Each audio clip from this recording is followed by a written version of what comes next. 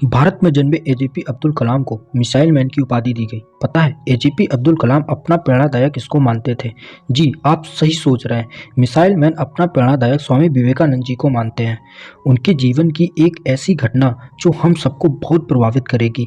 ऐसे ही महापुरुषों की लाइफ से जुड़ी मुख्य बातों के लिए चैनल को सब्सक्राइब कर लें और साथ ही साथ बेल नोटिफिकेशन को प्रेस कर लें। So let's start the video. एक बार स्वामी विवेकानंद जी अमेरिका के शिकागो शहर में अपना ऐतिहासिक भाषण देने गए। अपने भाषण को सफलतापूर्वक पूरे विश्व के पटल पर रखकर अन्य देशों का भ्रमण करने निकले। इसी दौरान स्वामी विवेकानंद जी को एक फ्रांसीसी विद्वान के घर पर मुख्य अतिथि के रूप में बुलाया गया। स्वामी विवेकानंद जी ने उस फ्रांसीसी विद्वान का आतिथ्य स्वीकार करके उसके घर पहुंचे। स्वामी जी का स्वागत घर में सम्मानजनक हुआ।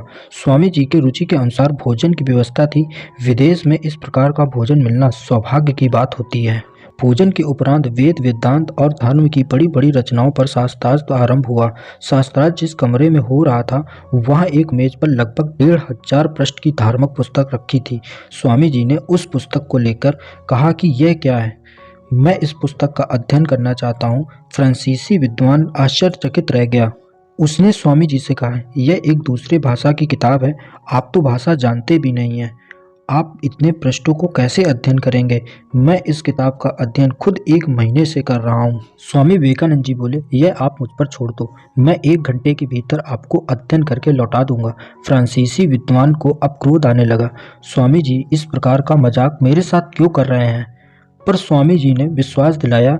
इस पर फ्रांसीसी विद्वान ने मनमाने ढंग से वह पुस्तक स्वामी जी को सौंप दी। स्वामी जी उस पुस्तक को अपने हाथों में रखकर 1 घंटे के लिए योग साधना में बैठ गए। 1 घंटे बाद फ्रांसीसी उस कमरे में आया। स्वामी जी से पूछा, क्या आपने इस पुस्तक का अध्ययन कर लिया? स्वामी जी बोले, हाँ, मैं इस पुस्तक का अध्ययन कर लिया। फ्रांसीसी बोला, आप मजाक कर रहे हैं। मैं इस पुस्तक का अध्ययन 1 महीने से कर रहा हूँ, तब भी मैंने सिर्फ आधी ही पुस्तक का अध्ययन कर पाया है। तब स्वामी जी बोले, आप चाहो तो इस पुस्तक से मुझसे कुछ पूछ सकते हो। उस विद्वान ने ऐसा ही किया। पृष्ठ नंबर 49 कहने पर स्वामी जी ने 49 नंबर पृष्ठ पर लिखे शब्दों को सुना दिया। विद्वान आश्चर्यचकित रह गया और स्वामी जी के चरणों पर गिर गया और बोला, आज तक आप जैसा व्यक्ति मैंने नहीं देखा। उसे यकीन हो गया कि यह व्यक्ति कोई साधारण नहीं है। दोस्तों, सच में स्वामी विवेकानंद जी जैसा ज्ञानी और पाठक आज तक नहीं हुआ है। उनकी सभी कहानी